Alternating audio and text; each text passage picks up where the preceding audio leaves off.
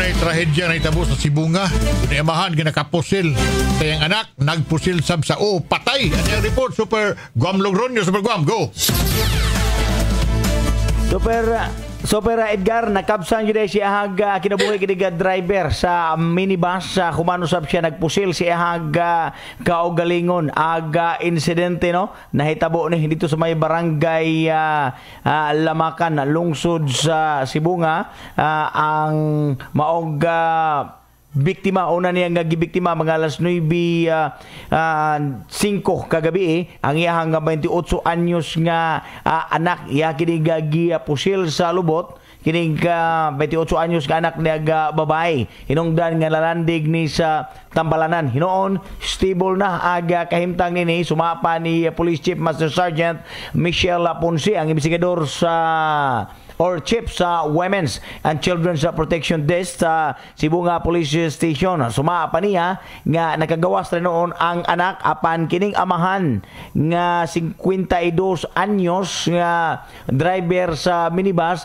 may expire ni mga alas 3 kaganihan kadlawon sa Tambalanan sa Dakbayan sa Karkar humani siya nagpusil di ay siya hangga ulo sa tuo nga bahin sa iyang tampihak nga mo hinungdan sa iyang kamatayon. Kagabi kadawat sila og kato pagpusil niya sa iyang anak ko sa to disgrasya lang to aksidente.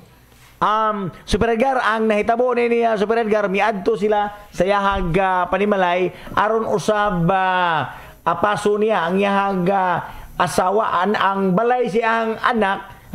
Dili sa layo sila Super Edgar unya nagaway-away man din sila pag adto niya siyang panimalay nini nga 28 anak nga babay iyang nga giingnan nga papaulion ang ilahang mama ngadto na sila hangga panimalay apan gisultihan siya siyang anak nga dili na mo pauli si mama kini gumikaron sab silang problema silang kaminyoon giingong kanunay ning manapat kini nga maong suspect gawa sa pagkasiloso giingong nagumon sad ni sa ginadiling drugas kini base sa mga istorya sa mga silingan apawa gyud gi-confirm sa ato ang kapulisan kabahin siyang bisyo no kay wa man nila drug test pero mo na sulti sa mga silingan nga gawa siya pagkasilos-silos tigamitan o illegal ga drugas so ang inahan di ay nakakuha ni siya ni atong ngaging simana og barangay protection order. So mao na giingnan si siyang anak nga di na muli pa si mama, di na mo balik nimo nanay barangay protection order. So mao na nibunot siya rin siyang armas,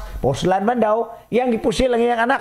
Pagkaigo sa iyang anak na siyang lubot, gipusil sad niya ang iyang kaugalingon na Super Edgar. Gani pagresponde sa mga pulis dito, naabtan pa nila ang biktima gidali pagda sa Tambalanan kining anak, unya kining suspect nga mahan didto pa ni sa crime scene. So ilang nga gikordon unya nilihok man daw ni samtang nagdugod tuo naman sila og patay ni nilihok pa man daw ni ginawa mo tong gidali nila pagda sa Tambalanan kay una nila nadawat patay naman so pagadto nila dito ilang gikordon pagkataw-taw ni kalit na kuno galihok sumaw to nga ilahang gida sa Tambalanan og nakabsan jud sa iyang kinabuhi kini nga maong driver Super Edgar. Okay, Guam. So sumapa ni Police Chief Master Sergeant Michelle Ponce nga case solved na ni close ni kini maong kaso gumikan lang gyud siya nga problema siya nga pamilya nahitabo kini maong krimen kini si Guam Logronyo GMA Super Radio DYWS dapat to.